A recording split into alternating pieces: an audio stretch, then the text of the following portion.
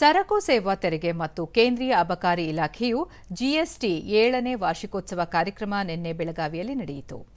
ಕಾರ್ಯಕ್ರಮವನ್ನು ಸರಕು ಮತ್ತು ಸೇವಾ ತೆರಿಗೆ ಹಾಗೂ ಕೇಂದ್ರೀಯ ಅಬಕಾರಿ ಇಲಾಖೆಯ ಪ್ರಧಾನ ಆಯುಕ್ತ ದಿನೇಶ್ ಪಂಗರಕರ್ ಚಾಲನೆ ನೀಡಿದರು.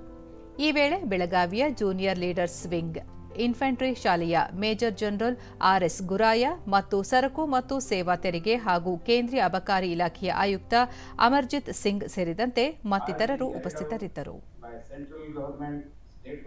ದಿನೇಶ್ ಪಂಗಕರ ದೇಶದ ಆರ್ಥಿಕ ಮಟ್ಟ ಸುಧಾರಿಸುವಲ್ಲಿ ಕಳೆದ 7 ವರ್ಷಗಳಿಂದ ಅನೇಕ ಸವಾಲುಗಳನ್ನು ಎದುರಿಸುವ ಮೂಲಕ ಉತ್ತರ ಕರ್ನಾಟಕದ 12 ಜಿಲ್ಲೆಯಲ್ಲಿ ಬೆಳಗಾವಿ ಜಿಎಸ್ಟಿ ಸಂಗ್ರಹದಲ್ಲಿ 2ನೇ ಸ್ಥಾನ ಹೊಂದಿದೆ ಎಂದರು.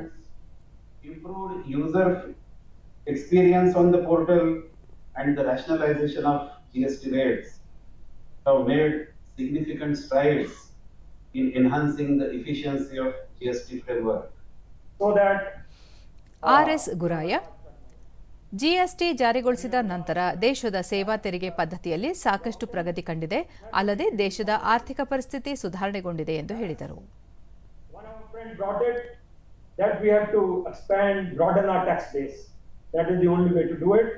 And I'm sure there are in-house discussions, there are debates which are happening on such things, and hopefully in times to come, these things will also happen.